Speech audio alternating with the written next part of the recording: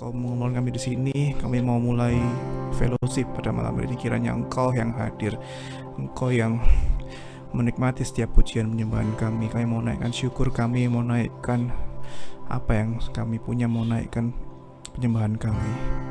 Terima kasih Tuhan Yesus. Terima kasih.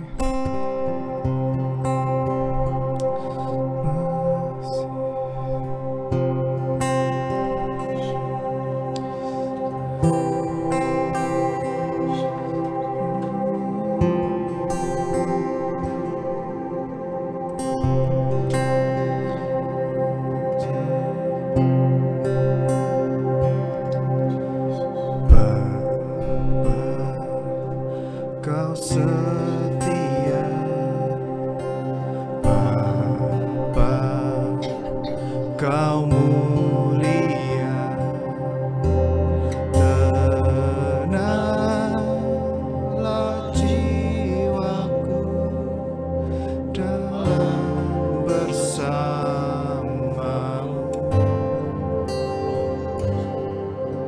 lebih dari harta, Kaulah segalanya. Tenanglah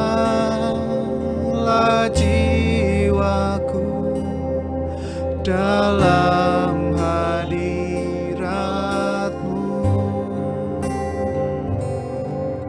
Kau tunjukkan kasih setiamu, Kau menyediakan yang ku perlu. Kau setia, Kau mulia, dulu, sekarang, dan selamanya. Kau tunjukkan kasih setiamu, Kau menyediakan yang ku perlu. Kau setia, Kau mulia, Bapa, Kau setia.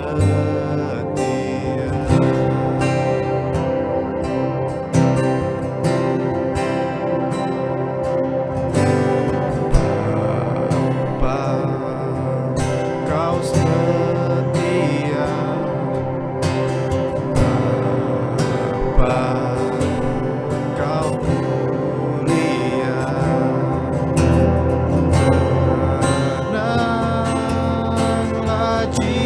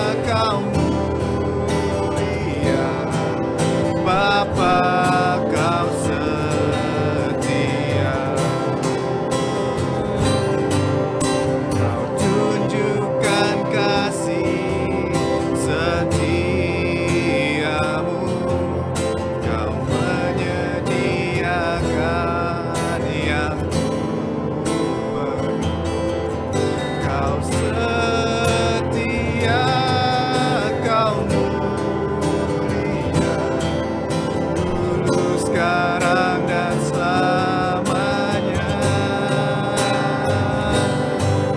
Kau tunjukkan kasih setiamu, Kau menyediakan yang ku perlu. Kau setia, Kau mulia, Bapa, Kau setia. Kau tunjukkan kasih setiamu, Kau menyediakan yang ku perlu. Kau setia, Kau mulia, dulu, sekarang, dan selamanya. Kau tunjukkan kasih setiamu, Kau menyediakan yang ku perlu. Kau setia, Kau mulia, Bapa, Kau setia. Kau tunjukkan kasih setiamu, Kau menyediakan yang ku perlu. Kau setia, Kau mulia, dulu, sekarang, dan selamanya. Kau tunjukkan kasih setiamu, Kau menyediakan yang ku perlu. Kau setia, Kau mulia, Bapa, Kau setia.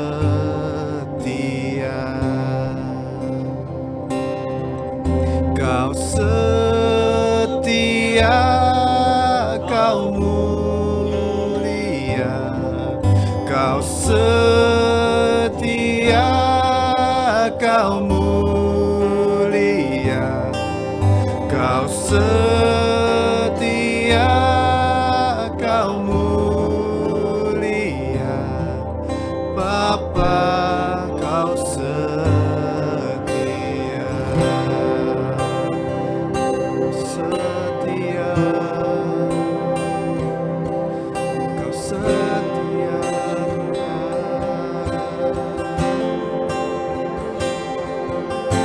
Kau setia.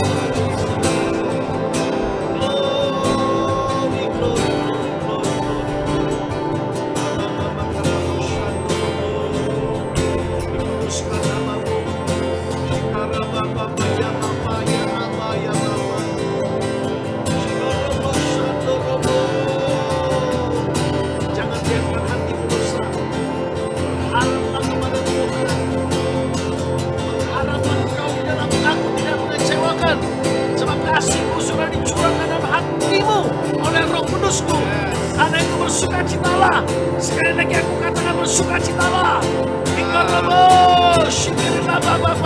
Sukacitamu menghidupkan pengharapanmu. Kalau kau sabar dan bersesakan, kalau kau bertekun dalam doa, kau akan lihat kemenangan terjadi di depanmu.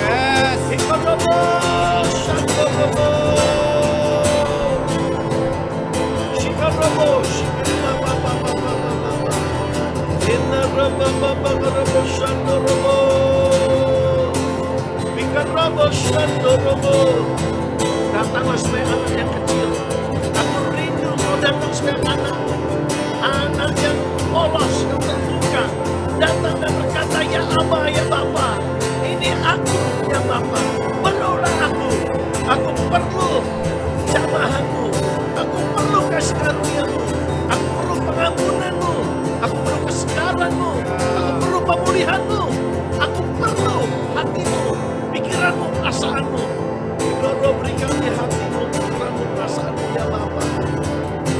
Shikarobo Shandorobo. Semua roh-roh dunia keluar dari hidup kami. Semua roh-roh yang tidak mempermuliakan Tuhan keluar dari hidup kami. Kami cabut sampai ke akar-akarnya. Supaya tidak ditanam Bapa di surga. Kami cabut keluar dari hidup kami, dari hati kami, dari pikiran kami, dari perasaan kami. Keluar. Semua yang bukan dari Tuhan keluar. Semua roh-roh kemarahan, kebencian, iri hati, kekesalan, kejengkelan, kekecewaan keluar dari hati kami. Hati kami tempat untuk Roh Kudus, bukan untuk sesuatu yang najis, bukan sesuatu yang jahat, bukan sesuatu untuk pembalasan. Sebab pembalasan ialah hakmu. Ikondorobo Shandorobo, oh katorobo Shandorobo. Mari muliakan Tuhan dengan segenap yang ada padamu. Shikorobo Shandorobo. Oh, there is none like you, Lord. Oh, there is none like you, Lord.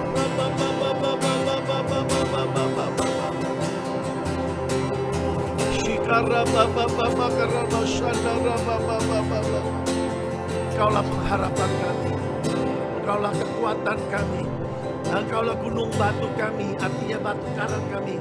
Kami bangun hidup kami di atas dasar batu karang yang teguh, yaitu firman-Mu. Dia firman-Mu terangi hidup kami, firman menuntun langkah-langkah kami, firman-Mu hidupkan dalam setiap bagian tubuh kami, roh, tubuh dan jiwa kami.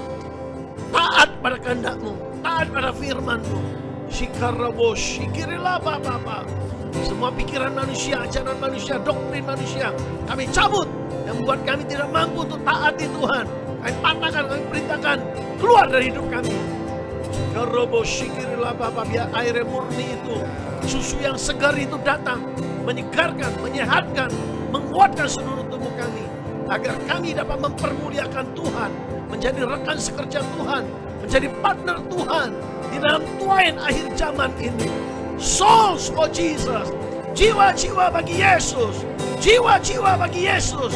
Alirkan keselamatan-Mu seperti batang air, dialirkan pada jiwa-jiwa yang sudah menanti, jiwa-jiwa yang siap dituai. Padi sudah menguning, tapi di manakah aku bisa menemukan para pekerjaku? Shikarobo shikirilah Bapa. Terlalu lama aku menanti, kata Tuhan. Aku ingin memakai engkau, tapi engkau sibuk dengan masalahmu, kau sibuk dengan dirimu. Padahal engkau tahu temanmu memerlukan Yesus. Aku mau pakai engkau menjadi saluran, menjadi corongku, menjadi suaraku, supaya kemuliaanku dinyatakan, supaya mereka datang kepada aku yang tidak tergoncangkan itu. Hikorobo shikirilah Bapa, karabo shandara Bapa, shikara Bapa. Oh Rabba. Tunjukkan Yes. kasih setiamu. Glory. Yes. Kau menyediakan yang ku perlu. Kau setia, kau mulia, dulu, sekarang dan selamanya. Kau tunjukkan kasih setiamu. Kau menyediakan yang ku perlu.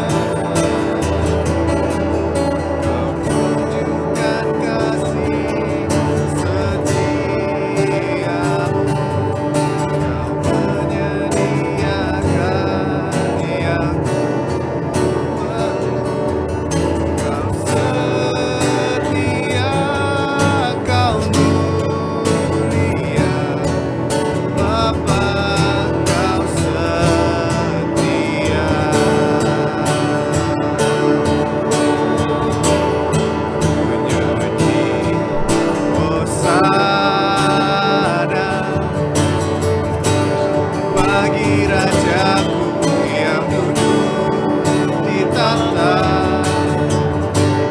Aku muliakan dan ku agungkan, Kau layak disembah.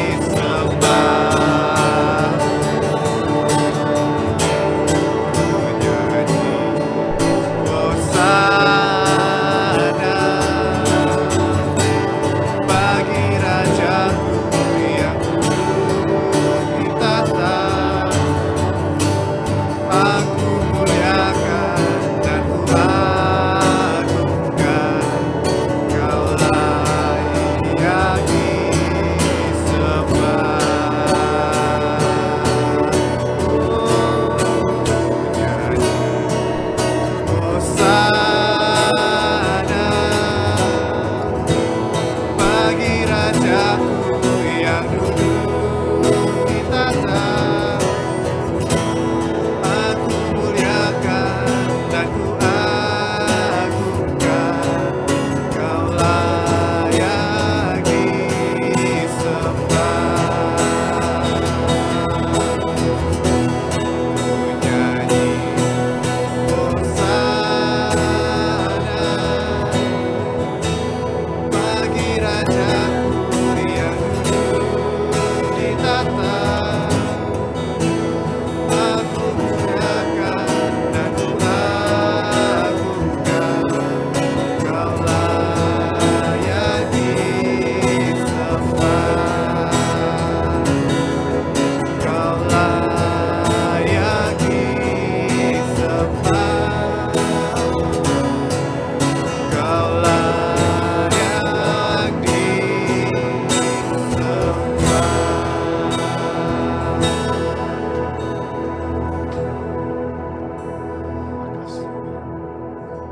Terima kasih Yesus. Saatnya kami duduk tenang mendengarkan pesan-Mu, mendengarkan suara rema-Mu. Hanya firman-Mu yang sanggup menghidupkan jalan-jalan kami, menghidupkan karir kami, memberikan pengharapan kepada hati yang telah jauh. Terima kasih Bapak. Nyatakan kemuliaan-Mu Bapak. Sampaikan isi hati-Mu, supaya pesan-Mu sampai pada setiap hati. Urapi setiap perkataan-Mu, dan Roh-Mu bekerja menjamah setiap hati. Bawa, tarik mereka semakin dekat pada Engkau, agar mereka memahami betapa dahsyatnya, betapa luar biasanya kuasa yang Kau berikan, betapa dalamnya hikmat-Mu, kasih-Mu yang Kau curahkan pada setiap kami yang percaya. Terima kasih di dalam nama Yesus, Sang Raja yang punya langit dan bumi, yang punya segala-galanya, yang telah mencipta kami. Dengan kasih-Mu itu kami telah berdoa dan mengucap syukur. Haleluya. Amin. Selamat malam Bapak Ibu Saudara yang ada di Soul for Jesus, jiwa untuk Yesus. Sangat baik kalau saudara ingat Soul for Jesus, jiwa untuk Yesus, supaya kita fokus kita pada untuk dapatkan jiwa. Kenapa? Karena jiwa itu adalah harta Tuhan. Amin. Kenapa? Karena surga diciptakan untuk manusia, saudara, untuk jiwa-jiwa. Harusnya mereka tinggal di surga. Apa yang gak ada di surga? Semua harta kekayaan yang ada di bumi gak bisa dibandingkan dengan ada yang di surga. Cuma ada harta Tuhan yang terhilang di bumi, yaitu apa? Jiwa-jiwa. Jadi kita harus kerjasama dengan Roh Kudus, supaya kita kembali ya menemukan kembali jiwa-jiwa. Jiwa-jiwa yang adalah harta Tuhan, supaya mereka bisa kembali ke rumah Bapa. Suatu hari betapa bangganya kita, ya. Kalau Tuhan berkata, nih lo jiwa-jiwa 100 orang, 200 orang, karena kau bersaksi pada mereka, mereka bisa ada di sini. Wah, itulah pelipat gandaan yang luar biasa. Gak bisa kita bisnis sampai pelipat gandaan sampai 100 kali lipat seperti itu. Itu bicara tentang tuaian besar, tentang jiwa-jiwa. Hari ini topiknya ialah jawaban. Selalu ada jawaban di padang gurun. Amin. Padang gurun gambaran apa, saudara? Memang bagi orang dunia padang gurun adalah suatu tempat yang kering, gersang, tandus, susah mendapatkan air, benar gak? Nah, tapi bagi kita umat Tuhan, kita lihat bangsa Israel yang adalah umat Tuhan, gereja dalam perjanjian lama, bangsa Israel, ya, Tuhan justru bentuk mereka. Memang mereka mokong, mereka melawan. Harusnya dalam hitungan hari, akhirnya sampai 40 tahun baru mereka sampai di tanah perjanjian. Kenapa? Mereka melawan Tuhan, mereka nggak sabar, lalu menanti Tuhan, menanti pemimpinnya belum turun, mereka bikin lembu emas dan sebagainya dan mulai menyembah yang lain. Bapak, Ibu, Saudara. Tapi di situ Tuhan tetap sabar. Kalau saya jadi Tuhan mungkin saya nggak sabar. Kita manusia beda dengan Tuhan. Tuhan panjang sabar, diberi kesempatan, dibentuk mereka. Bahkan pakaian mereka nggak perlu ganti. Pakaian bisa ikut melar. Manusianya pasti bertambah. Tapi pakaian juga ikut. Saudara, nggak ada pabrik di sana, nggak ada pabrik baju, nggak ada pabrik sepatu. Tapi Tuhan menyertai mereka. Tuhan beri mereka makan juga. Ya kan, walaupun di padang gurun seperti nggak ada makanan, Tuhan cukupkan segala kebutuhan kita. Bapak Ibu, bukankah saat pandemi seperti di padang gurun, Tuhan juga cukupkan kita? Secara logika, dari mana? Tapi Tuhan sanggup. Amin. Apalagi sekarang, ya pandemi sudah mulai berlalu, ya sekalipun masih ada selentingan, tapi kita percaya pemeliharaan Tuhan itu sempurna. Amin. Kita bicara tentang padang gurun hari ini. Yang pertama, kita lihat ya, apa yang Bapak sediakan di padang gurun bagi kita. Bapak surgawi, ya. Kita lihat di dalam Yesaya pasal 41. Yesaya 41, ya. Di dalam ayatnya yang ke-17 dikatakan begini, orang-orang sengsara dan orang-orang miskin. Ini padang gurun. Miskin berarti kekurangan, sengsara, menjerit, minta pertolongan, gak ada pertolongan. Ini padang gurun. Ya. Nah, apa yang Tuhan lakukan? Ayatnya ke-17, sedang mencari air. Bayangkan haus, gak ada air. Sedang mencari air, berarti belum menemukan. Setiap kali kita berkata, saya sedang belajar, berarti belum belajar benar. Masih belum selesai belajarnya. Ya, sedang mencoba mengerti, berarti belum mengerti. Sedang mencari air, tapi tidak ada, bayangkan. Garis bawahi tidak ada, itu padang gurun. Mencari jawaban, gak ada jawaban. Berteriak-teriak, gak ada yang tolong. Pernah gak kita menghadapi keadaan seperti itu? Kita teriak-teriak, kayaknya mau minta tolong sama siapa lagi? Saya sebagai hamba Tuhan belajar. Saya dan Bu Filia, istri saya, yang sering juga bantu saya menerjemahkan. Ya, kalau saya lihat luar biasa dia nggak ibadah Inggris marah dia. Dia pernah kesaksian, ya kan? Tapi suaminya diam aja, sabar. Sebab kita tahu Tuhan punya rencana buat dia. Sekarang udah menerjemahkan 10 tahun lebih. Ya, semua hampir hamba-hamba Tuhan, hampir semua dia udah pernah terjemahkan. Amin.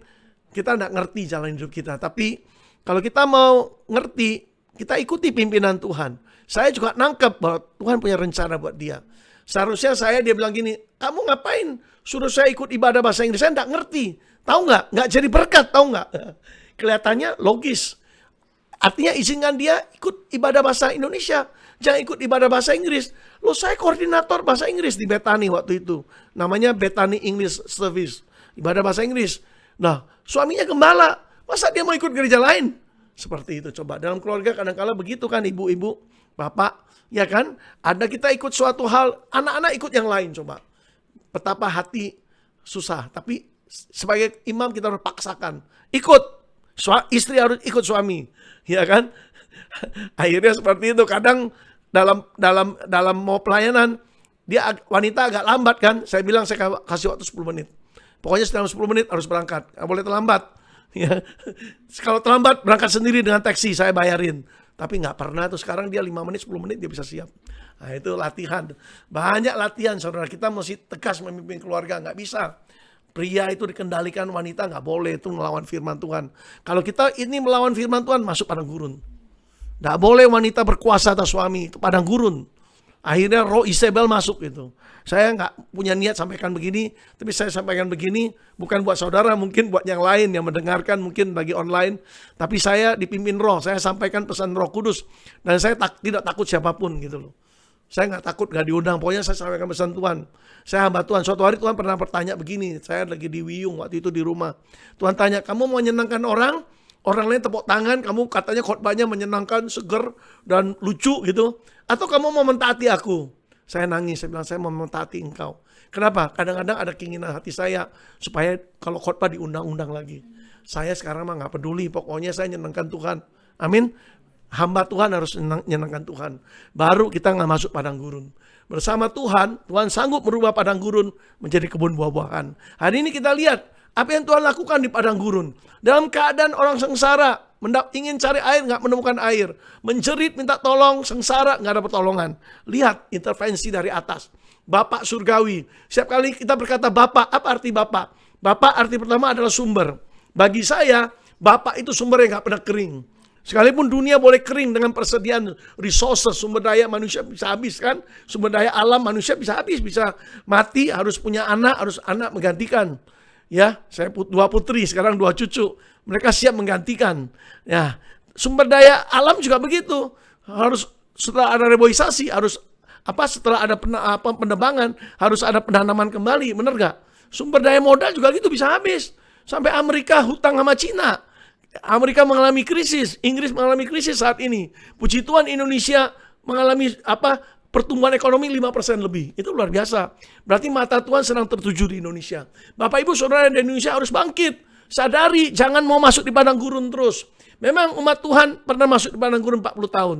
Tapi mengalami penyertaan Tuhan, di situ mereka dibentuk, dilatih untuk tetap percaya pada Tuhan, mengandalkan Tuhan. Akhirnya mereka menjadi umat yang perkasa. Sekalipun saat ini mereka negara yang kecil, seperti kodok gitu, dibandingkan negara-negara sekitarnya, dikelilingi negara-negara besar lainnya, seperti kerbau gitu besarnya. Kerbau banding kodok, tetap besarnya yang kecil ini bisa mengalahkannya besar. Sampai tanah mereka diduduki. Itu kenapa? Karena Tuhan yang maha besar menyertai mereka. Tuhan yang merubah padang gurun menjadi kebun buah-buahan bagi mereka. Lihat ayat 17. Tetapi aku, huruf besar ya. Aku huruf besar siapa? Tuhan. Aku Tuhan akan menjawab mereka. Jadi topik hari ini apa? Selalu ada jawaban di padang gurun. Amin. Sekali lagi, selalu ada jawaban di padang gurun. Katakan, selalu ada jawaban di padang gurun. Saya pernah mengalami padang gurun. Ini Ibu Filia, pernah kesaksian di sini. 2 tahun lebih, hampir 3 tahun di padang gurun dia. Nggak bisa doa. Suruh doa nggak bisa, suruh menyanyi nggak bisa. Kaku, saya kaku mulutnya. Nggak bisa doa, nggak bisa tidur soalnya tiap malam. Ya, anak tidur dibangunin. Saya pijitin dia sampai jam 2.30. Saya pindah ke kamar, dia nyusul. Dia tidak bisa tidur. Begitu, 2 tahun lebih. Wah, itu seperti padang gurun benar. Tapi saya tahun 2019 berkata begini, Tuhan tolong saya. Karena 2020 saya harus mengembalakan suatu jemaat di suatu gereja di City Blessing, Surabaya Timur. Saya berkata, Tuhan tolong Desember bantu saya selesaikan. Saya mau fokus melayani jemaat supaya Tuhan bantu saya selesaikan masalah keluarga. Jadi Bapak Ibu, sekalipun di padang gurun, terima pesan Tuhan, terima tugas dari Tuhan. Jangan berkata, nanti dulu, tunggu saya keluar padang gurun baru saya melayani. Tekad kita untuk melayani Tuhan sekalipun di padang gurun, Tuhan akan hormati.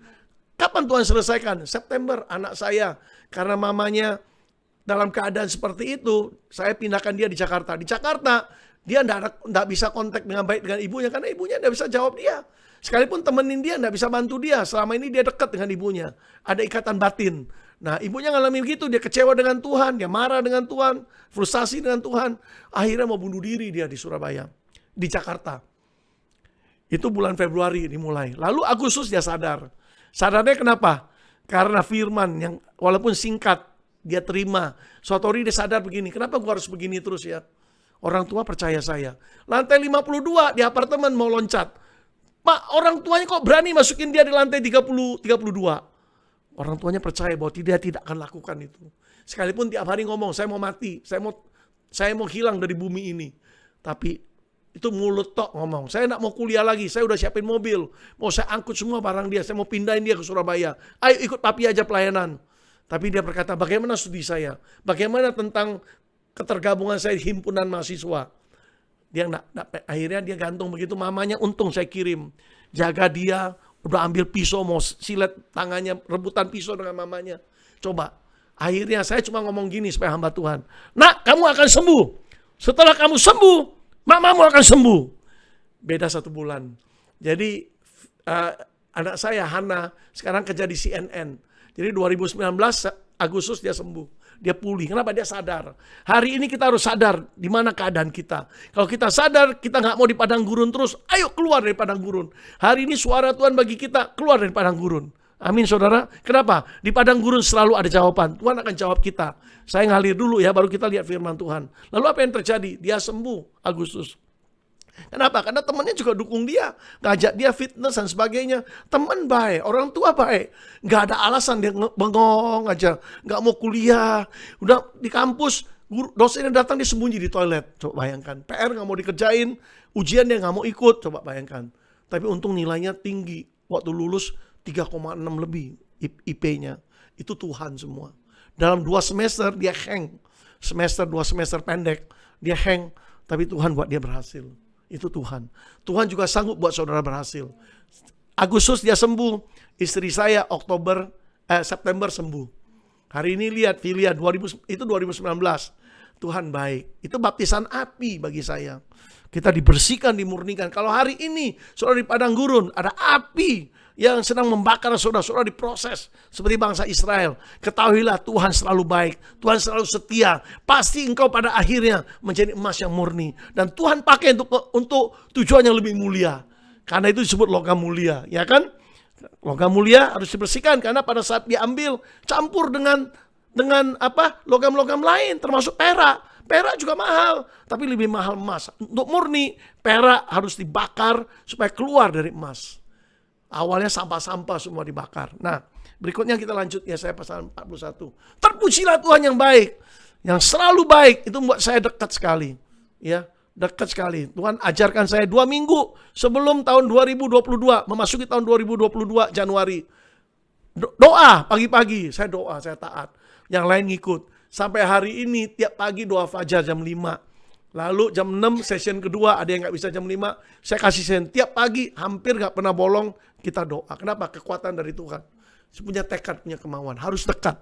Firman Tuhan berkata hari ini, mendekatlah engkau kepadaku, maka aku akan mendekat padamu. Harus ada keinginan, kerinduan dari kita untuk mendekat. Kalau kita mau mendekat, Tuhan lebih dekat lagi pada kita. Karena itu kerinduan hati Tuhan. Tapi harus ada keinginan, karena sekarang dunia begitu dekat, dosa begitu dekat, benar nggak? Pornografi begitu dekat, kemarahan, semua dunia begitu dekat, kedagingan begitu dekat.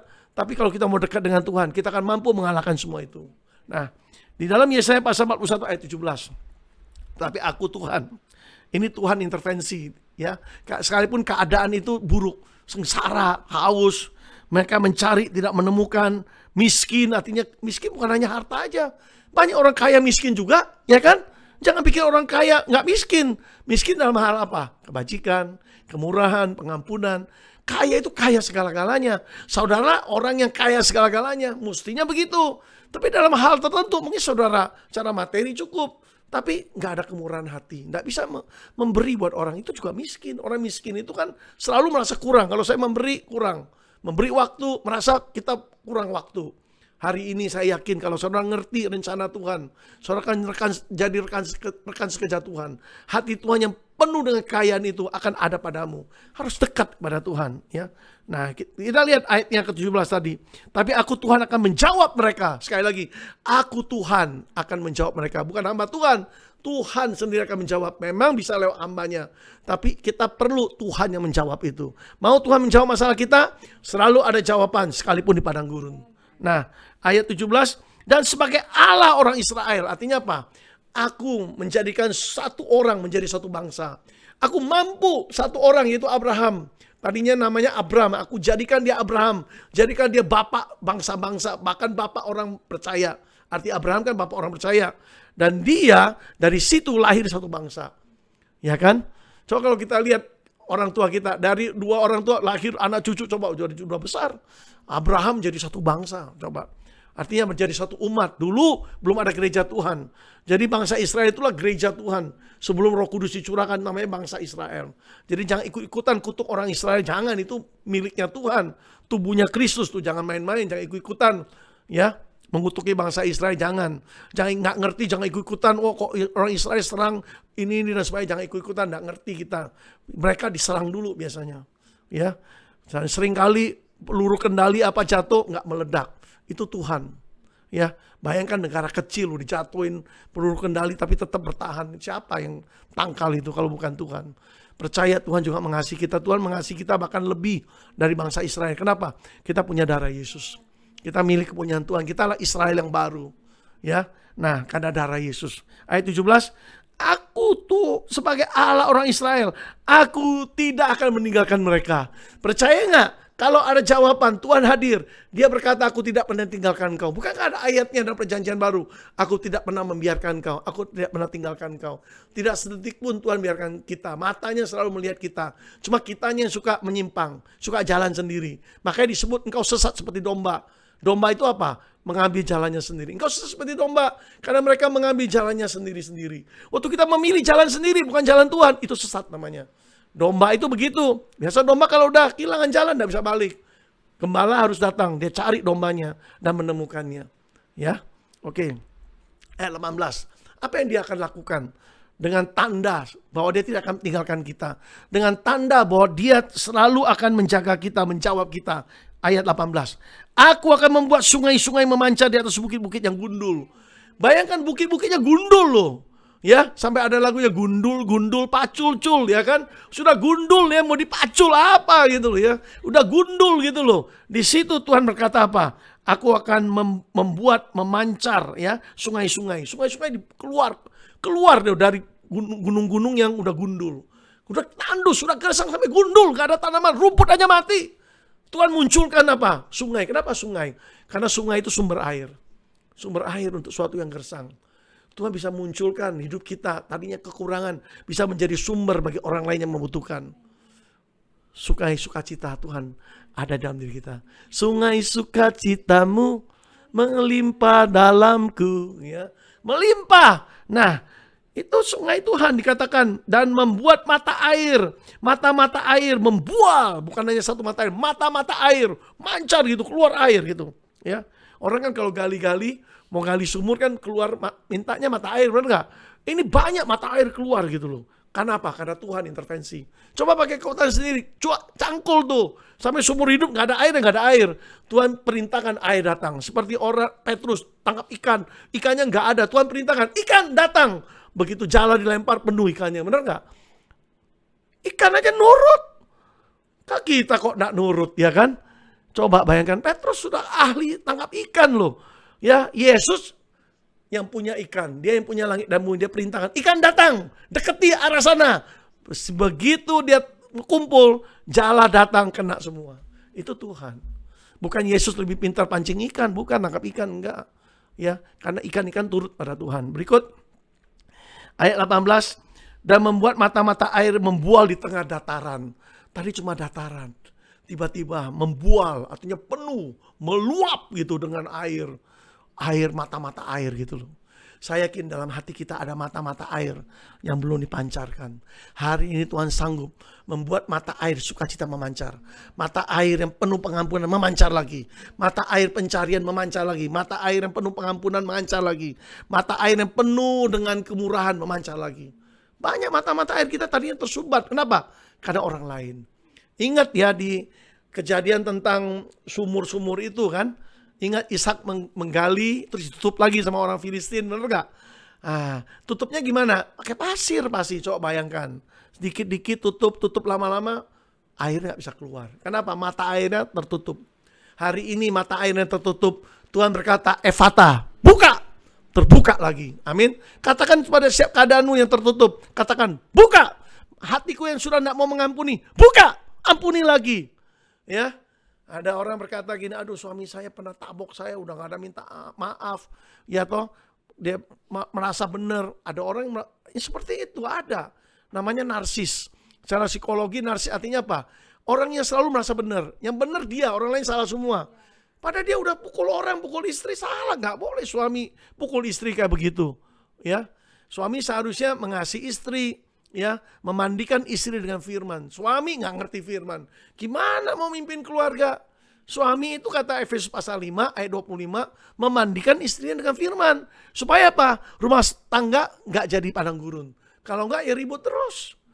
Istri meminta contoh yang baik jadi imam. Suami nggak jadi imam. Taunya marah, kesel, main pukul dan sebagainya. Dia yang menciptakan sendiri padang gurun itu. Ya. Jangan seperti itu. Nah berikut ini, kalau ada, nanti kita lihat siapa yang menimbulkan padang gurun itu. Siapa yang membawa dunia itu seperti padang gurun. Saudara tahu jawabannya ya, nanti kita ke sana. Kita selesaikan dulu ayat 18. Ya. Dan aku akan membuat padang gurun menjadi telaga. Bayangkan ini sekarang di Surabaya ada mata air dari telaga. Sampai digali itu di Geraha. Sampai digali, kenapa?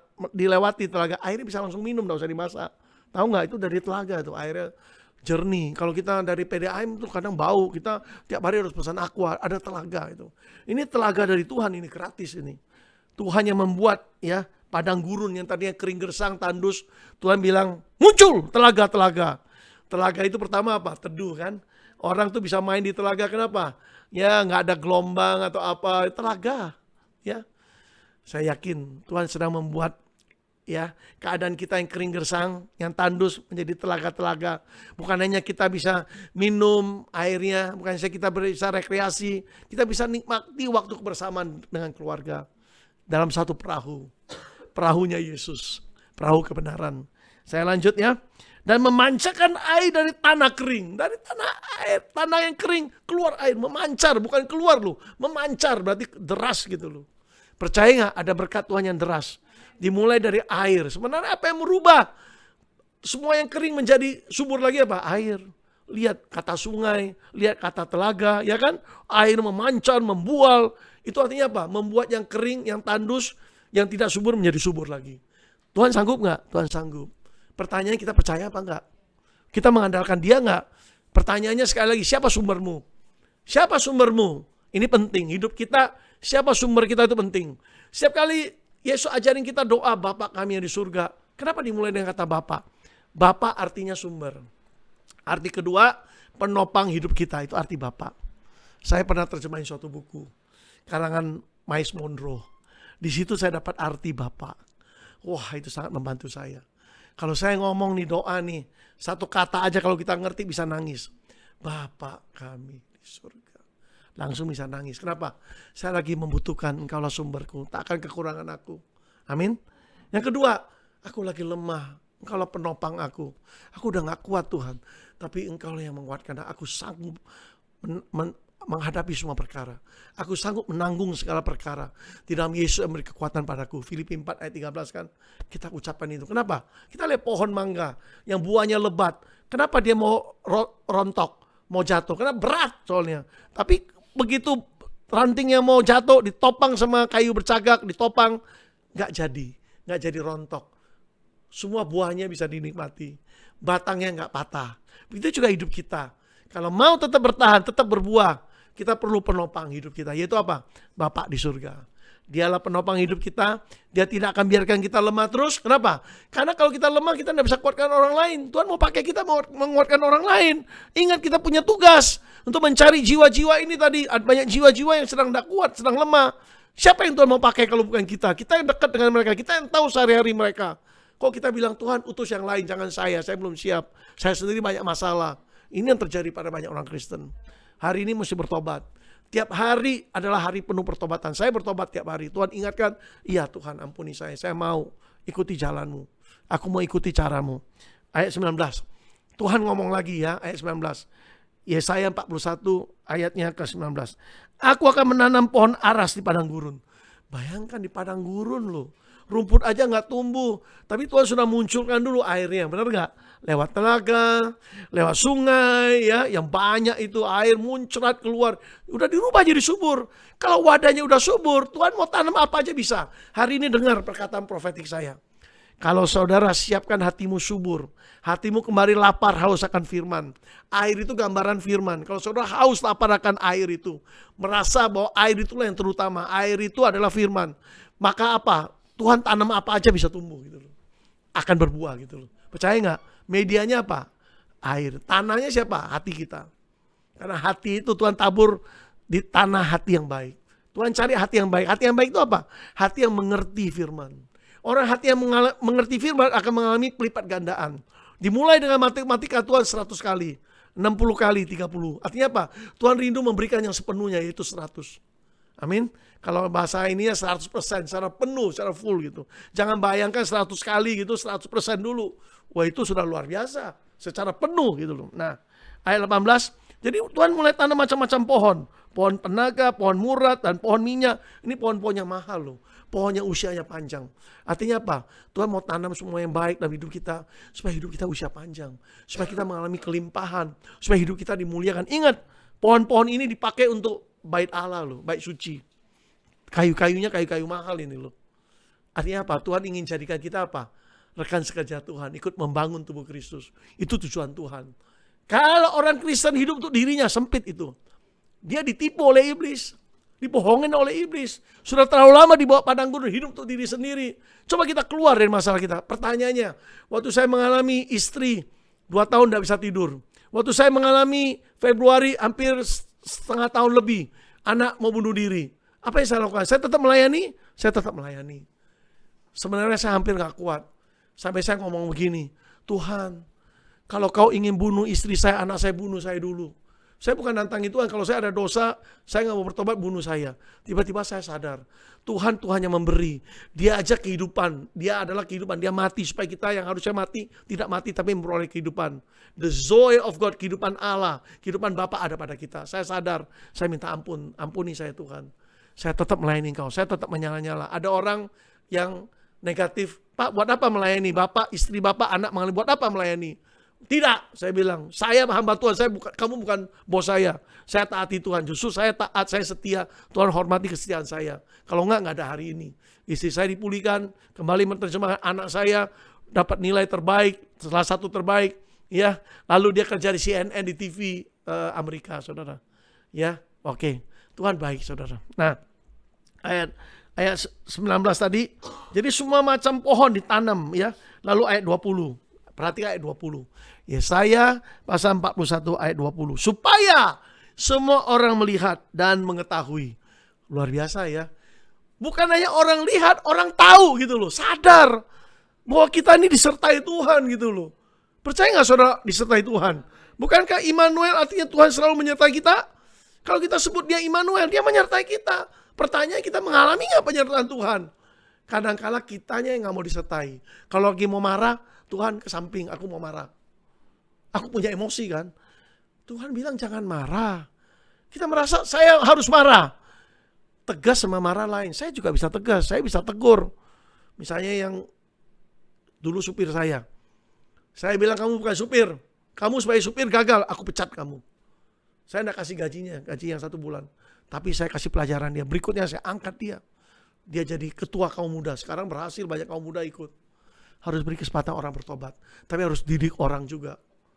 Kamu bukan supir, kamu ketua kaum muda. Saya tunjuk dia, padahal dia supir aja gagal. Saya ditentang oleh pena-pena tua yang lain. Bapak gak salah, pastor. Dia jadi supir aja gagal. Bapak mau jadikan dia ketua kaum muda. Sekarang coba lihat berapa banyak jiwa dia datangkan. Jangan lihat orang sekarang ya. Lihat rencana Tuhan. Tuhan gerakkan hati saya. Harus dengar suara Tuhan. Dia hambaku. Mentor dia. Nah, berarti saya ngerti Tuhan punya rencana. Jadi kamu sekarang tetap, saya memang gak bisa bawa mobil. Saya bisa bawa mobil, 8 jam saya belajar, tapi saya memutuskan tidak bawa. Jadi dia harus jemput saya dari jauh, dari timur ke barat. Tiap hari saya kasih firman, saya latih dia, discipleship, pemuritan. Saya muridkan dia. Ya, apa yang saya lihat, apa yang saya tahu, saya ajarkan dia. Dia jadi murid. Amin. Terus dia mimpin, saya ikutin, saya liatin. Saya kadang di ruang saya, dia mimpin supaya dia lebih bebas gitu. Puji Tuhan, itu Tuhan begitu. Tuhan bisa rubah orang yang tadinya padang gurun bagi kita menjadi berkat bagi kita. Asal kita mau taati Tuhan. Jangan ikuti emosi. Hidup kita bukan dipimpin emosi. Kadang-kala kita merasa kita kalau marah orang takut. Istri saya dulu gitu. Maaf, bukan karena istri saya nggak ada, saya berani sampaikan, dia ada di sini pun saya sampaikan. Dulu dia tuh rasanya kalau dia marah orang lain takut sama dia. Kemarahan tidak menyelesaikan masalah. Saya juga dulu begitu, bukan dia aja. Saya dulu kan kolerik, saya memang dasarnya kolerik. Tapi saya sekarang sifatnya buah roh, Galatia 5:22. Ya, apa yang merubah hidup kami jadi tentram? Kami 6 tahun setelah menikah padang gurun. Tiap hari tengkar. Tiap hari Pak. Tiap hari Bu. Tiap hari tengkar. 1 hari bisa 10 kali tengkar. Sampai anak saya yang besar sekarang udah punya anak 2. Beri saya 2 cucu. Sampai berkata pusing papa yang memang tengkar terus. Padang gurun itu 6 tahun. Apa yang buat saya sadar? Saya taati suara Tuhan. Tuhan berkata kamu harus berubah. Saya berubah. Setelah saya berubah, istri saya lihat betapa indahnya berubah. Dia berubah. Saya gak perlu kesaksian lagi karena Filia mungkin pernah saksikan. Suatu hari mungkin saya saksikan, tapi saya ada bagian saya harus selesaikan.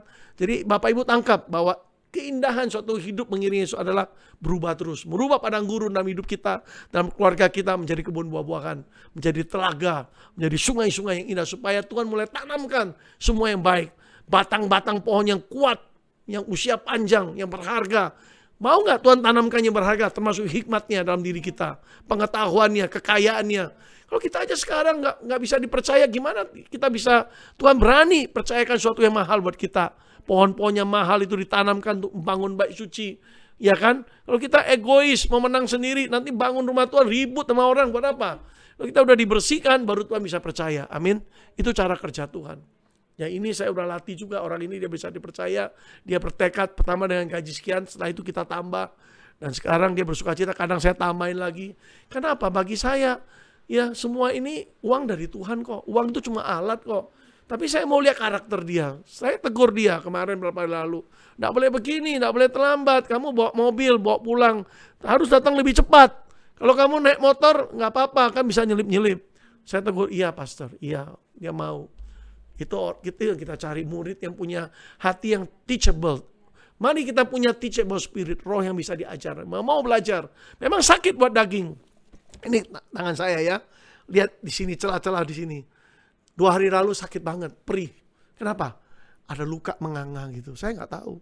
Saya suka main tanaman. Jadi main tanaman robek. Waktu saya masukin tanah di jari di tanah, kena apa gitu, beling atau apa, robek. Tapi syukur bisa sakit. Coba kalau nggak sakit.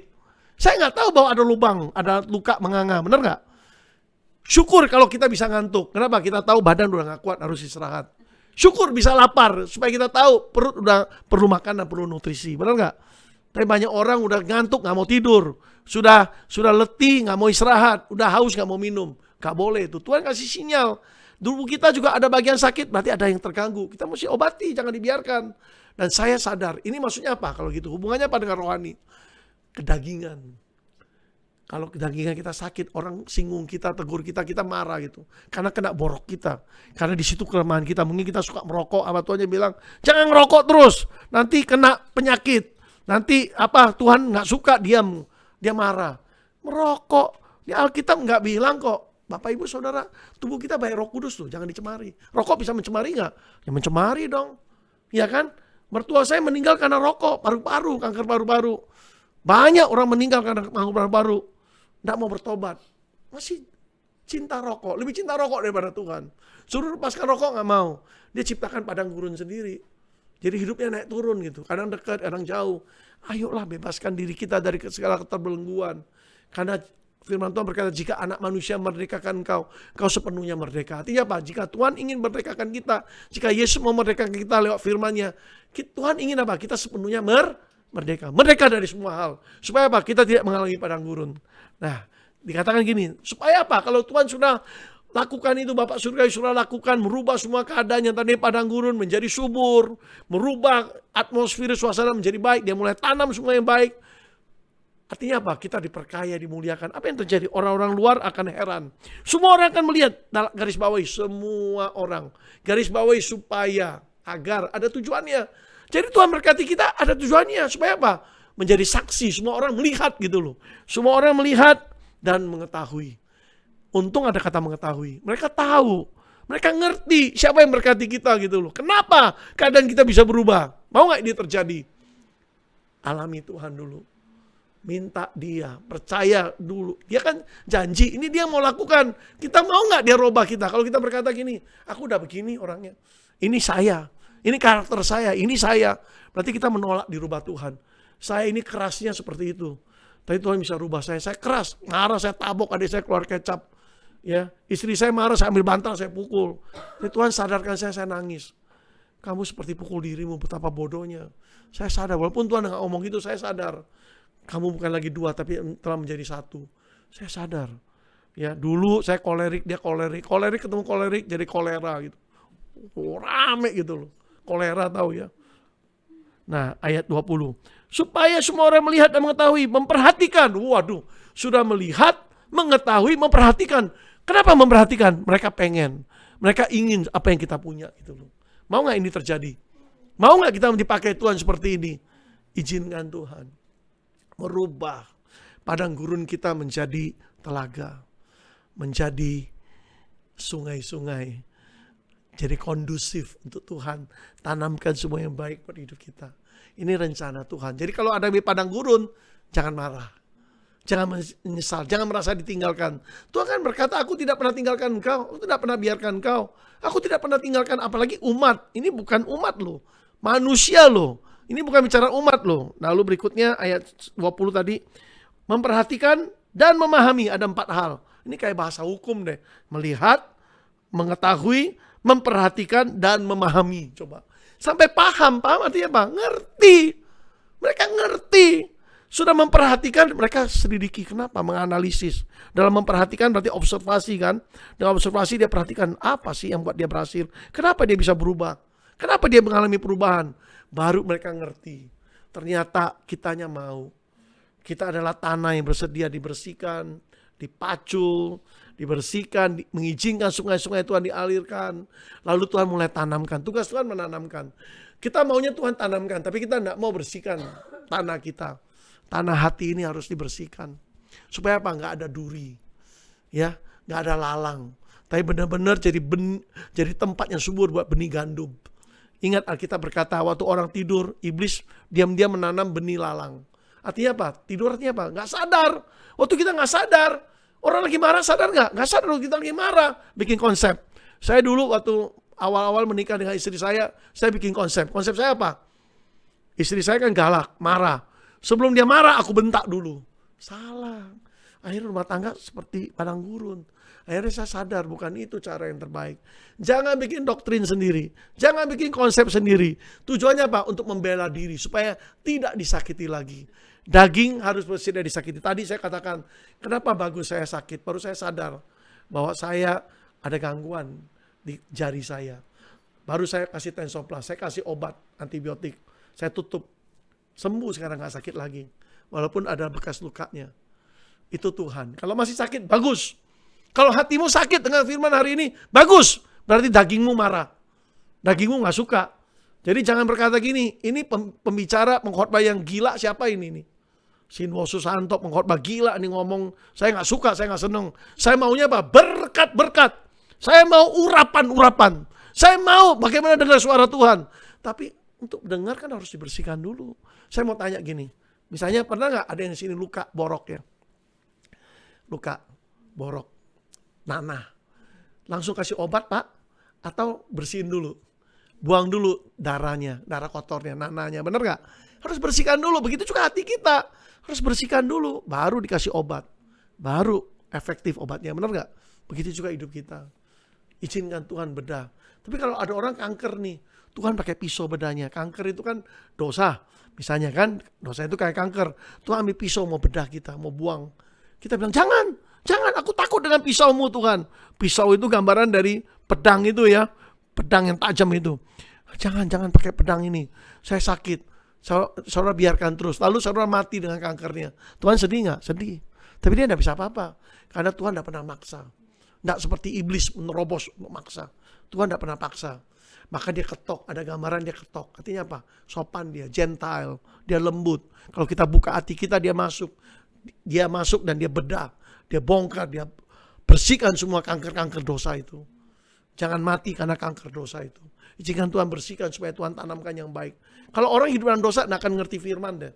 Tidak akan mungkin dengar suara Tuhan. Tidak mungkin. Kita berkata gini, berbahagialah mereka yang kudus. Berbahagialah mereka yang suci hatinya. Sebab mereka akan melihat Tuhan. Lihat aja nggak bisa, gimana mau dengar? Kita lihat banyak orang, kita belum tentu dengar suaranya, benar nggak? Kalau kita dengar, berarti udah deket banget gitu loh. Mau deket nggak dengan Tuhan? Lihat dulu. Cara lihat gimana? Berbahagialah mereka yang suci hatinya. Hati harus suci. Hati kuduskan dari semua yang salah. Merasa benar, aku layak marah. Karena aku pantas marah. Dia keterlaluan. Nggak benar. Kita bilang kemarahan tidak mengerjakan kebenaran. Tapi kita merasa aku wajar marah. Karena dia salah. Sekarang kalau hidup ini hitung-hitungan salah benar. Nggak akan selesai. Benar nggak?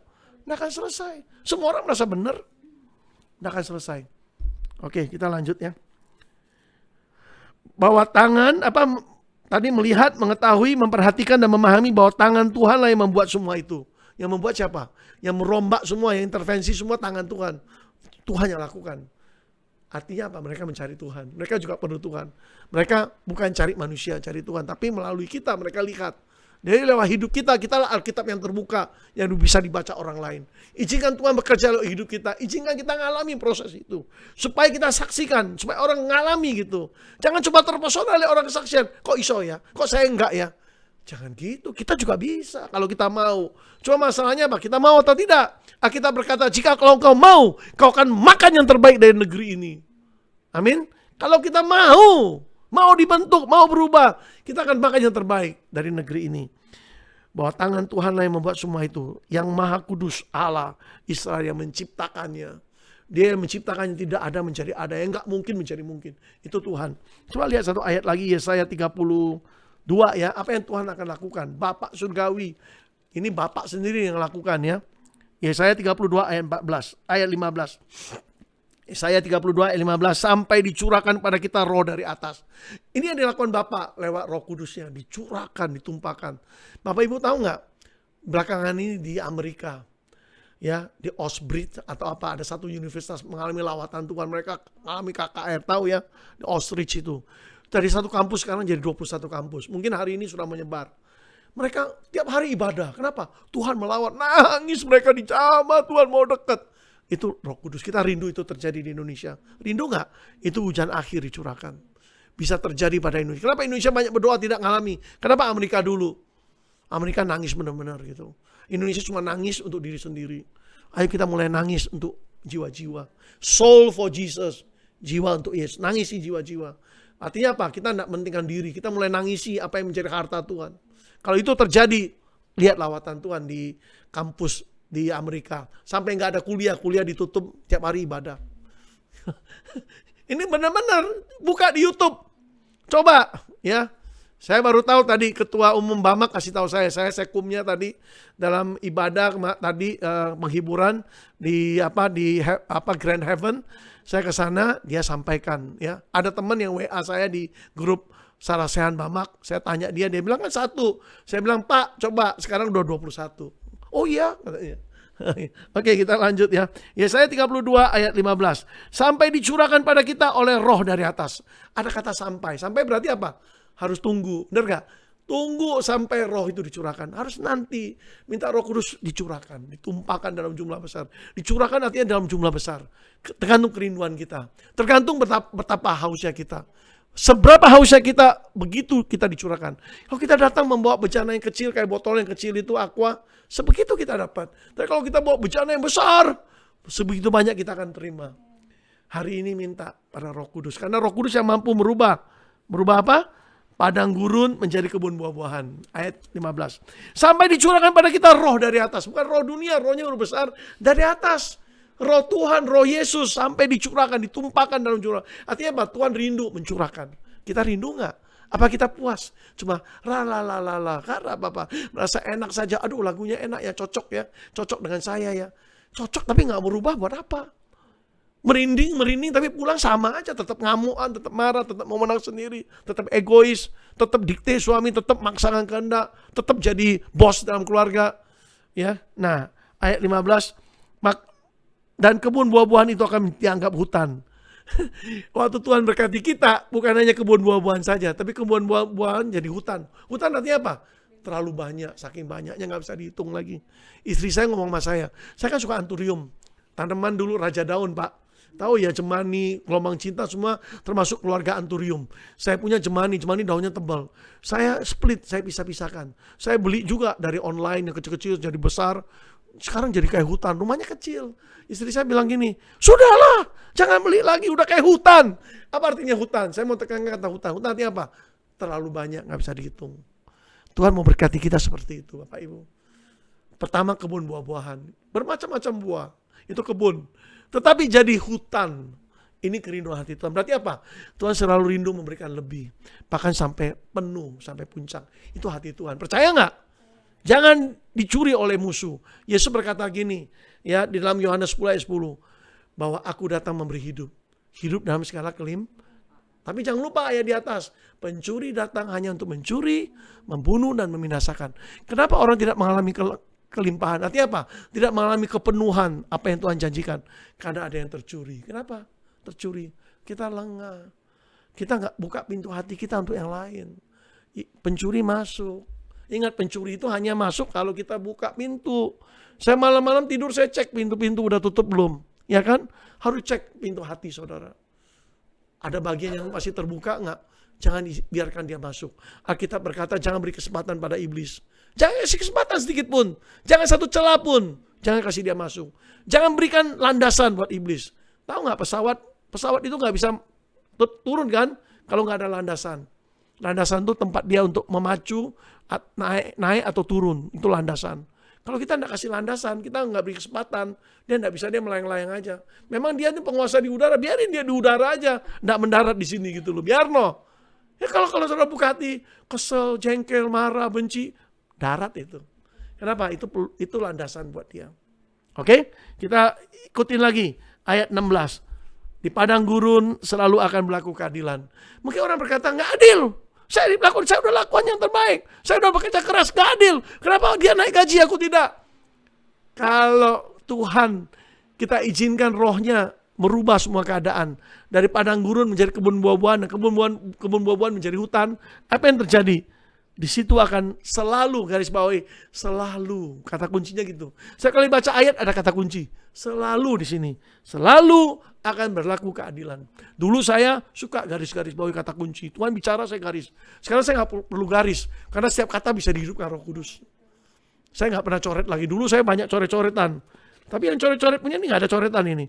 Alkitab saya ini masih ada, saya pakai stabilo, masih ada. Yang dulu punya banyak coret-coretan, saya kasih orang. Padahal saya awalnya susah ya, ini saya catatan saya gitu. Tapi saya nggak perlu lagi, sekarang saya rindu. Setiap kata Roh Kudus bisa hidupkan. Nah, hari ini Tuhan hidupkan apa? Selalu. Selalu, amin. Katakan selalu. Selalu ada keadilan. Sekalipun aku diperlakukan tidak adil, Tuhan berkata, selalu ada keadilan di dalam tamannya Tuhan. Ya, taman buah-buahan Tuhan yang telah menjadi hutan tadi. Lalu dikatakan, dan di kebun buah-buahan akan tetap ada kebenaran. Artinya apa? Kebenaran kita, kebenaran Tuhan, ya tetap jadi kebenaran kita. Karena manusia merasa benar-benar sendiri pada ribut, artinya tidak ada kegaduhan. Kebenaran Tuhan akan memerintah. Berikut ayat 17, di mana ada kebenaran, di situ akan tumbuh damai sejahtera. Bukankah firman Tuhan berkata apa? Cari dahulu kerajaan Allah dan kebenarannya, maka semua akan ditambahkan. Di mana ada kerajaan surga, harus ada kebenaran. Tidak bisa, aku cuma mau rajanya, aku tidak mau kebenaran. Kebenaran itu sakit loh, kayak pedang itu. Membedah kita. Pedang bermata dua, memisahkan amat dalam. Ya kan? Yaitu apa? Apa yang dari Tuhan, apa yang bukan dari Tuhan. Itu dipisahkan. Apa yang dari jiwa, apa yang dari roh, dipisahkan. Kadang-kadang jiwa kita bisa tercemar.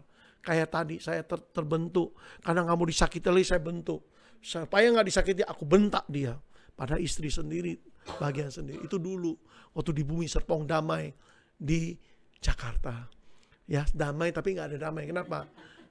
Pakai kekuatan sendiri. Oke. Bukan kuat, bukan gagamu, tapi karena rohku. Ini firman keluar semua. Kenapa? Saya isi hidup saya dengan firman. Untuk isi dengan firman, setiap kali ada masalah firman keluar gitu loh. Jangan keluar emosi. Orang yang keluar emosi apa? Nggak ada firman. Pasti nggak ada firman. Keluar emosi. Saya bukan emosi, Pak. Saya emois. Sama aja. Emois, emosi, MOU. Nggak ada MOU kalau emosi. Ayat 17. Dan akibat kebenaran ialah ketenangan. Ya. Di mana kebenaran ada tumbuh damai sejahtera. Damai sejahtera akan mulai tumbuh. Saudara kalau berkata rumah tangga saya nggak ada damai. Nggak ada damai. Udah gitu sejahtera. Sejahtera berarti kan cukup makmur ya kan. Damai, sejahtera, dua kata. Ada orang Indonesia bagus ya. Damai, sejahtera. Ada damai, ada sejahtera. Ini nggak mungkin terjadi kalau nggak ada kebenaran. Kebenaran itu Yesus. Izinkan dia datang, izinkan dia hadir, izinkan firman-Nya adalah kebenaran itu membersihkan kita. Izinkan Roh Kudus, Roh kebenaran itu menerangi kita, mengajari kita. Baru ada apa? Ada damai sejahtera. Lalu dikatakan, dan akibat kebenaran, ini efek lain dari kebenaran apa? Ketenangan. Tenang, tentram. Orang yang tidak bisa tenang, kenapa? Resah gitu. Coba lihat orang kalau dia tidak tenang, resah. Pasti kebenaran diri sendiri. Kalau orang bisa tenang, dia damai itu. Wah, dia mengalami kebenaran itu. Saya rindu semua kita mengalami kebenaran yang buat ketenangannya luar biasa. Supaya kita bisa fokus di anak-anak sekarang. Tidak bisa tenang, dia resah gitu. Mau cepat, semua mau serba cepat. Tidak bisa cepat. Cepat berarti apa? Nggak mau proses. Proses itu kan perlu waktu, benar nggak? Kenapa anak-anak nggak tenang? Banyak nonton TV. Perlu McD, langsung McD datang. Perlu apa, langsung datang. Karena TV namanya iklan ya kan. Tapi kan harus proses. Banyak orang mau sukses tapi nggak mau proses. Proses itu membuat kita sukses, benar nggak? Nah, ayat 17. Dan ketentraman untuk selama-lamanya. Bukan hanya tenang, bukan hanya damai sejahtera, tapi tentram itu akibat dari kebenaran. Makanya Yesus berkata, cari dahulu kerajaan Allah dan kebenarannya, maka semuanya akan ditambahkan. Apa yang ditambahkan? Damai sejahtera. Berarti di situ kecukupan, tidak ada kekurangan, ya kan? Karena sejahtera kan berarti tidak kurang. Damai, tenang. Buat apa kaya tapi ribut terus?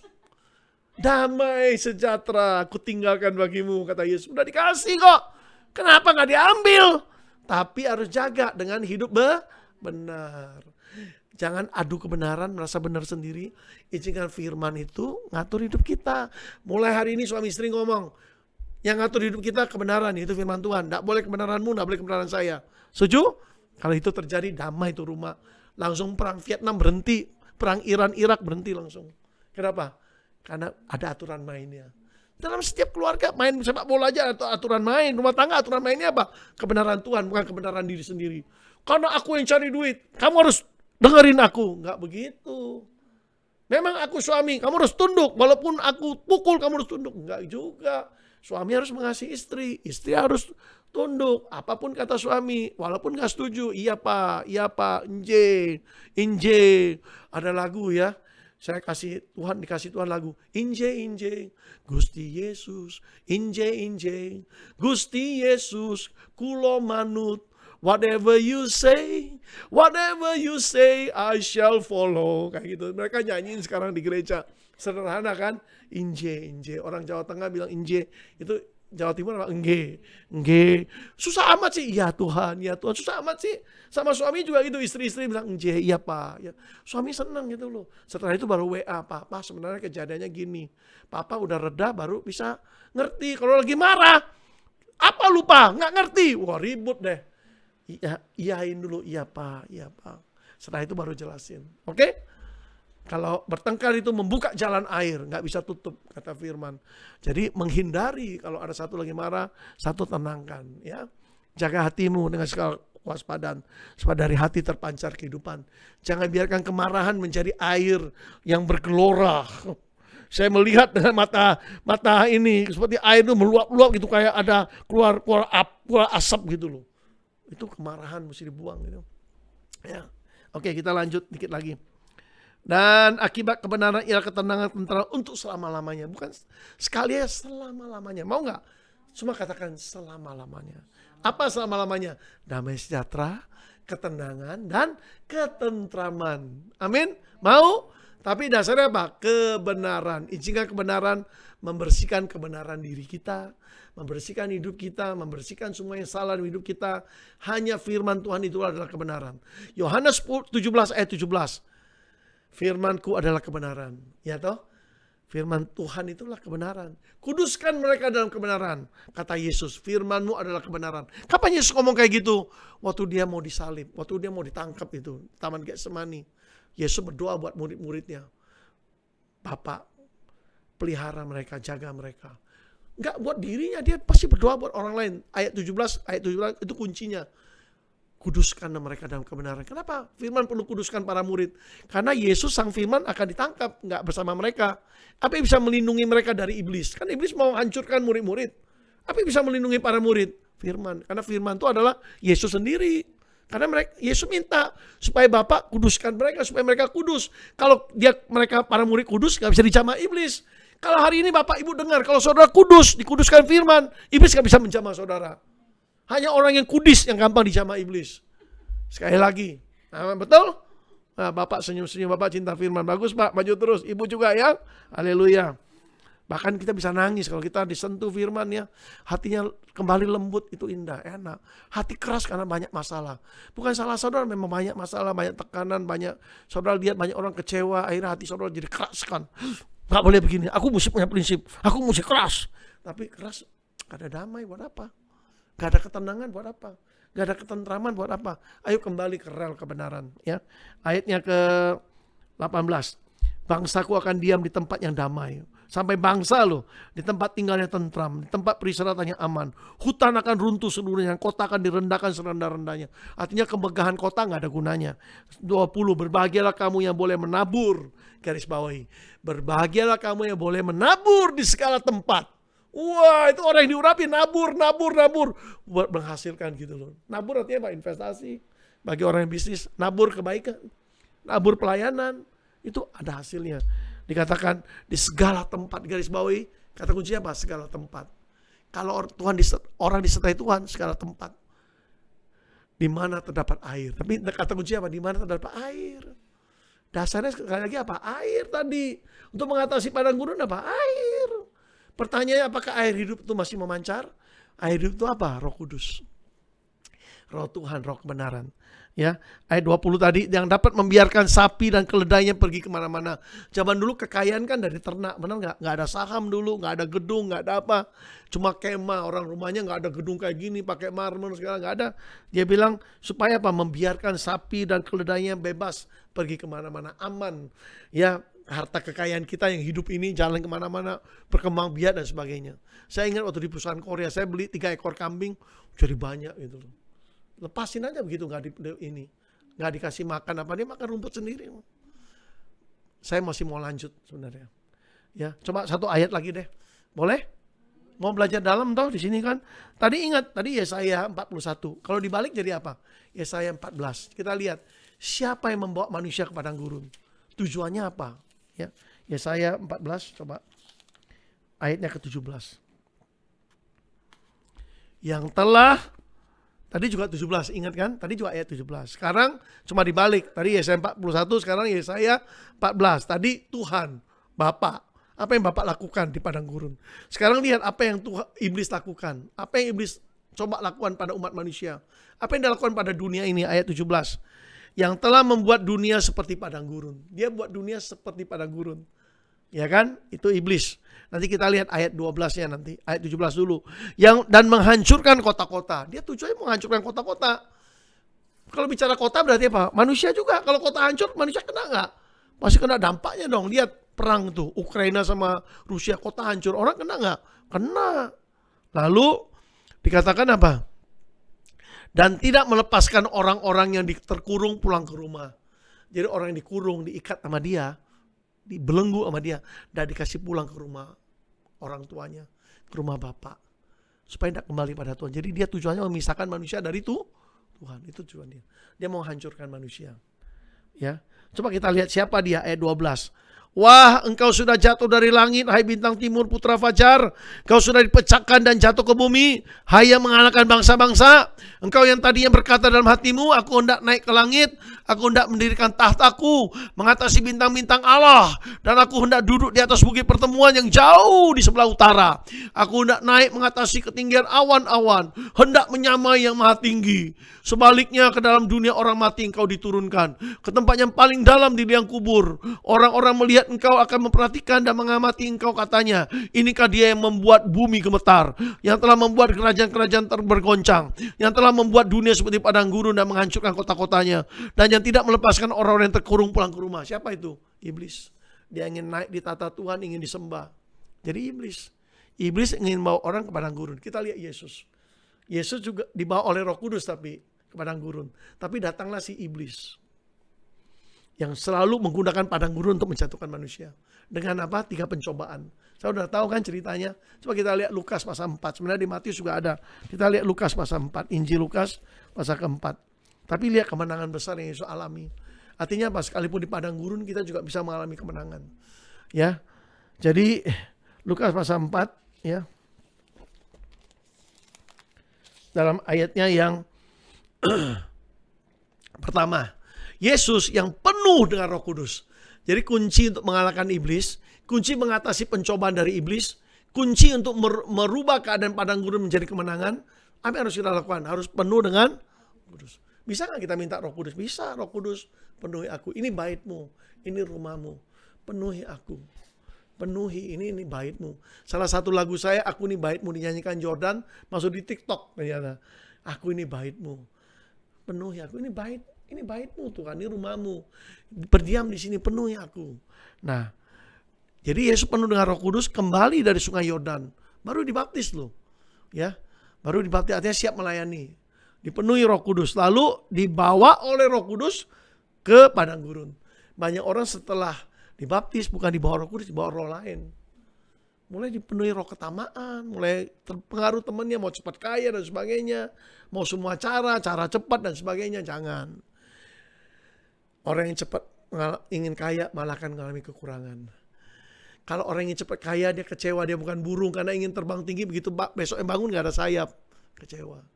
Berkat Tuhan lah yang buat kita kaya, susah payah tidak menambahnya. Bahasa Inggrisnya apa? Tidak menambah kesusahan. Berkat dari Tuhan tidak menambah plus kesusahan enggak. Berkat Tuhan buat kita tetap damai, tetap sejahtera, tetap tenang, tetap tentram. Itu. Mau gak kita diberkati dengan itu? Saya mau itu. Buat apa kita langsung kaya tapi banyak habis gitu? Akhirnya banyak pertengkaran, keributan, anak mau bunuh bapak, istri, penjarakan suami dan sebagainya. Banyak terjadi. Sudah tahu kan banyak berita itu. Kenapa? Padahal Kristen loh. Coba. Nah, ayat 2. Di situ ia tinggal 40 hari lamanya dan dicobai iblis. Padang gurun iblis mulai datang. Kenapa? Karena Yesus lagi lemah-lemahnya. Kenapa? Lapar dia 40 hari nggak makan gitu loh. Tapi nggak disebut dia haus. Kan dibilang dia lapar. Tapi belakangan ini ada yang mati kan. Kenapa? 40 hari 40 nggak makan nggak minum, mati dia. Itu di Afrika itu. Itu kok konyol kadang-kala. Ya mau niru Yesus tapi ingin lebih dari Yesus. Kita nggak minum nggak bisa saudara. 40 hari wah kering kita 80% tubuhnya air. Lalu ayat kedua tadi, dan selama di situ ia tidak makan apa-apa dan sudah waktu itu ia lapar dalam keadaan lemah. Hati-hati iblis datang. Tapi Tuhan bawa Yesus, Bapa bawa Yesus lewat rohnya supaya Yesus mengalami kemenangan di padang gurun. Artinya apa? Di padang gurun sekalipun, dalam keadaan lemah sekalipun, kita tetap bisa mengalahkan pencobaan. Kalau kita mau. Kalau kita lemah, ya datang. Makanya ada ayat, kita akan menuai kalau kita tidak menjadi lemah. Kitab Galatia. Ya, tidak boleh lemah, kita pasti tuai. Mau nggak mengalami tuaian yang Tuhan sediakan? Tidak boleh lemah, roh kita tidak boleh lemah. Prinsip kita kebenaran nggak boleh diperjualkan, diperjualbelikan, dijual dengan yang lain, ditukar dengan yang lain. Karena jual beli artinya kan mempertukarkan. Ya, ayat 3. Lalu berkatalah iblis, mulai iblis ngomong. Suara iblis mulai datang. Tapi Yesus mengalahkannya dengan suara Bapa, suara firman. 3 hal itu kita udah tahu bagaimana iblis dikalahkan. Ya kan? Firman. Ya, karena pertama dia lapar, diganggu perutnya. Jadi perut ini kalau lapar kita bisa perintah perut diam. Ya, ada waktunya untuk makan. Amin. Makanya perlu puasa. Ya. Lalu ayat berikutnya, saudara di rumah baca dah. Tapi kita lihat ayat 13. Sesudah iblis mengakhiri semua pencobaan itu, ia mundur daripadanya. Ya, dan menunggu waktu yang baik. Artinya apa? Iblis kalah, dia tidak menyerah. Dia tunggu waktu yang baik. Dia cari waktu di mana Yesus lemah, dia serang lagi. Jadi jangan takut juga iblis saya diintai, jangan merasa, jangan devil conscious, dikit-dikit setan lagi lihat saya, enggak usah. Tetap lihat Tuhan aja. Tapi kalau lagi kita lemah, hati-hati. Kenapa Daud jatuh dalam dosa? Orang lain berperang, dia enggak perang, dia nganggur. Nah, waktu kita nganggur, tidak melakukan sesuatu, tidak menyembah. Kan zaman dulu rumah Israel kan di atas, soto rumah. Di bawahnya kan nggak pakai atap gitu, jadi wanita mandi kelihatan.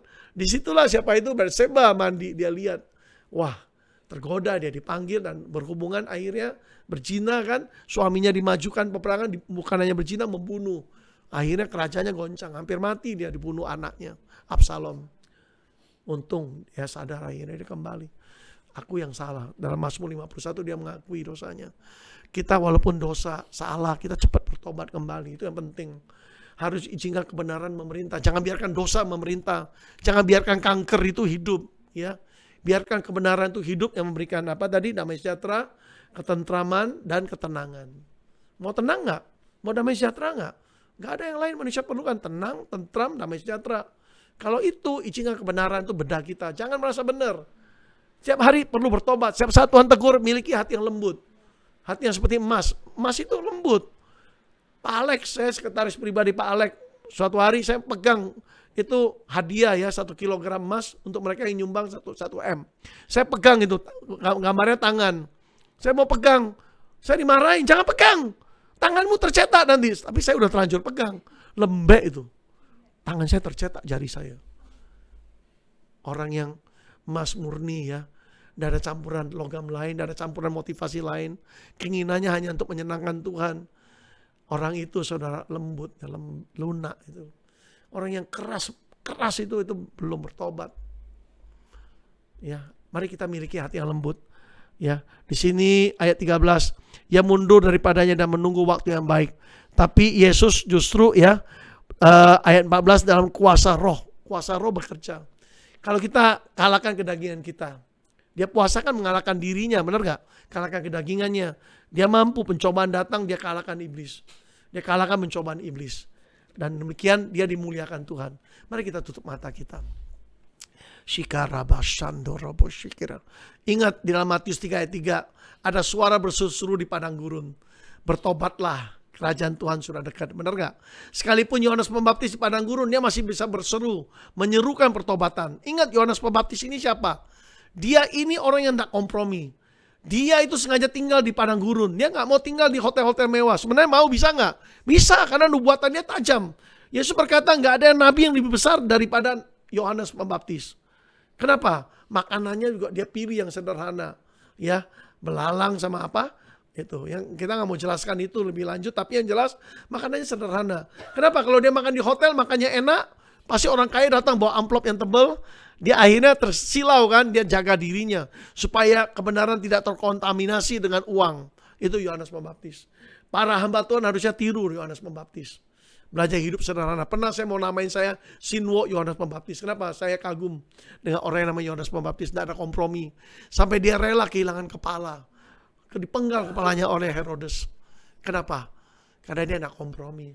Dia tegur itu Raja Herodes. Berani kamu ambil saudaramu sendiri, istri saudaramu menjadi istri. Coba. Sampai dia marah itu kan. Si gendaannya itu. Gendakan Herodes sampai minta kepalanya Yohanes Pembaptis. Dan dia hilang kepalanya. Tapi kebenarannya sampai sekarang gak hilang. Namanya gak hilang. Namanya tetap tercantum dalam kitab kehidupan. Juga di Alkitab namanya tetap ada. Menjadi pelajaran buat kita. Betapa kita harus berseru sekalipun di padang gurun. Suara kebenaran yaitu apa? Bertobatlah. Kerajaan Tuhan sudah dekat. Kalau mau kerajaan Tuhan dekat, sangat dekat dengan kita, hati harus bertobat. Supaya kerajaan benar-benar dekat. Mari datang. Mari naikkan satu pujian. Mana pemimpin pujian tadi? Ya. Ada apa? Sudah balik? Udah balik gak apa-apa. Mari kita naikkan satu pujian sama-sama yuk. Menyenangkanmu. Nanti saya akan berdoa buat saudara. Senangkanmu. Hanya itu kerinduanku. Menyenangkanmu. Senangkan hatimu, hanya itu kerinduanku. Mari sekali lagi. Menyenangkanmu, senangkanmu, hanya itu kerinduanku. Oh, menyenangkanmu, senangkan hatimu, hanya itu kerinduanku. Mari kita sembah Dia. Mari kita berbahasa roh. Oh, sekalipun pikiran kita, akal budi kita tidak ngerti. Tapi roh kita ngerti. Tapi saat kita operasikan akal budi kita, kita masuk di dalam roh, kita tangkap pesan Tuhan. Supaya kita tangkap pesan Tuhan hari ini. Bahwa engkau sanggup menang di padang gurun. Selalu ada jawaban di padang gurun. Sebab Bapa Surgawi intervensi di padang gurun. Dia rubah keadaan yang kondusif itu. Yang tidak kondusif menjadi kondusif. Yang tadinya padang gurun. Sengsara, miskin, minta air, gak ada jawaban. Seperti Yesaya 41 tadi ayat 17. Tapi dia intervensi. Dia berkata, akulah Allah yang akan menjawab mereka. Akulah Tuhan yang akan merubah bukit-bukit yang gundul menjadi sungai-sungai. Aku akan munculkan telaga-telaga. Telaga-telaga yang indah, yang teduh. Yang bisa menjadi tempat rekreasi. Jiwamu perlu peristirahatan. Jiwamu perlu rekreasi. Kikorobo perlu air yang menyegarkan. Perlu mata-mata air yang membual, yang mengalir keluar. Sehingga Tuhan tanamkan pohon sanobar, pohon-pohon yang lain, pohon cemara dan sebagainya yang mahal. Dan itu digunakan untuk membangun bait suci. Artinya Tuhan rindu hidupmu dijadikan rekan sekerja membangun rumah Tuhan. Ikarababa, mendatangkan jiwa-jiwa, mendatangkan soul for Jesus, jiwa bagi Yesus. Kikorobo shandorobo shandara Bapak. Terima kasih Bapak. Kami sadari keterbatasan kami sadari kekurangan kami. Kami datang dengan lapar haus. Kami bukan mencari manusia. Kami bukan mencari menyenangkan manusia. Kami bukan mencari karena ada orang tertentu hadir. Tapi kami mencari Tuhan yang punya langit dan bumi, yang punya segala-galanya. Kami mau menaruh hormat kepada Engkau. Kami mau datang kepada Tuhan yang hidup, yang tidak pernah berubah. Sumber yang tidak pernah habis. Sumber yang tidak pernah kering. Sumber yang selalu tersedia bagi kami. Kami mau datang pada penopang hidup kami. Sehingga saat kami lemah, Engkau kuatkan kami. Agar kami bisa kuatkan orang lain. Kami mau menjadi seperti Yesus. Sekalipun di padang gurun. Tetapi dia penuh dengan Roh Kudus. Biarlah semua kami selalu penuh dengan Roh Kudus. Sekali lagi, selalu penuh dengan Roh Kudus. Penuh dengan firman. Agar kami mampu mengalahkan setiap tipu daya iblis. Dan mampu keluar sebagai pemenang. Sehingga kami tidak hanyut, tidak terseret. Menikmati kemuliaan dari iblis. Tidak menyembah iblis. Tidak tergoda untuk memenuhi kebutuhan lapar kami. Kami hanya lapar haus akan kebenaran-Mu. Makananku ialah melakukan kehendak-Mu serta menyelesaikannya. Sebagaimana Yesus katakan begitu, demikian juga kami. Terima kasih Bapak. Hari ini mereka yang ada di tempat ini, mereka yang datang, sekalipun beberapa orang secara onsite, juga beberapa orang secara online. Tuhan tahu kebutuhan mereka. Tuhan tahu lapar haus akan mereka. Engkau yang mampu merubah Tuhan keadaan mereka yang gersang, padang gurun menjadi kebun buah-buahan. Dan biarlah kebun buah-buahan mereka menjadi sangat banyak, tidak terhitung, menjadi seperti hutan. Dan di situ kau akan munculkan keadilan mereka. Dan selalu ada keadilan di padang gurun. Di situ di mana ada kebenaran dibangkitkan, di situ akan muncul damai sejahtera, muncul keadilan, muncul ketenangan. Di dalam nama Yesus, haleluya. Terima kasih, disitulah kami boleh menabur. Dimanapun, di tempat manapun, saat kebenaran-Mu itu ada. Terima kasih, ampuni kami Tuhan. Kalau seringkali kami kompromi, kami lakukan kebenaran kami ukur dengan kebenaran kami bentuk kebenaran kami, ampuni kami. Kalau ada kebenaran hari ini, kebenaran dari diri kami, atau kebenaran yang lain, yang bukan kebenaran daripada Engkau, bersihkan kami Bapak, agar kami benar-benar dibersihkan dan menikmati susu yang murni, bukan susu yang dicampur dengan santan, bukan dicampur dengan ajaran-ajaran lain.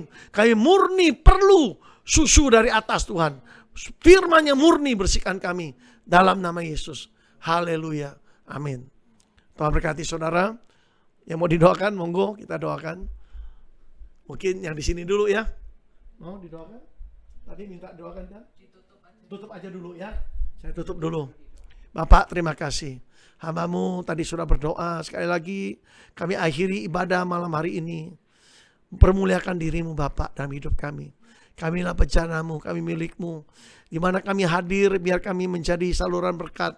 Menjadi gambaran-Mu, refleksi kemuliaan-Mu. Sehingga di mana kami berada, Engkau berada. Di mana Engkau berada, kami berada Tuhan. Nama Engkau ditinggikan. Biar keluarga Engkau diberkati. Anak cucumu diberkati. Pekerjaanmu diberkati. Keluargamu diberkati. Suamimu menjadi imam yang baik bagi keluarga. Anakmu bertumbuh di dalam pengenalan akan Tuhan. Takut akan Tuhan. Roh-roh dunia dijauhkan dari hati anakmu. Mereka mulai cinta Tuhan. Jatuh cinta berat pada Tuhan. Dipakai menjadi bencana Tuhan. Berkati semua yang telah ambil bagian dalam pelayanan hari ini. Berkati Ibu Christine, Pak Hans, berkati anak-anaknya, berkati orang tuanya, berkati semua yang ambil bagian, yang memimpin pujian, yang juga bagian media dan sebagainya. Tuhan berkati, bahkan yang bekerja di tempat ini, baik Nadir dan yang lainnya, Tuhan berkati. Bagimu segala pujian, hormat dan kemuliaan sampai selama-lamanya. Kami tutup ibadah pada malam hari ini. Amin.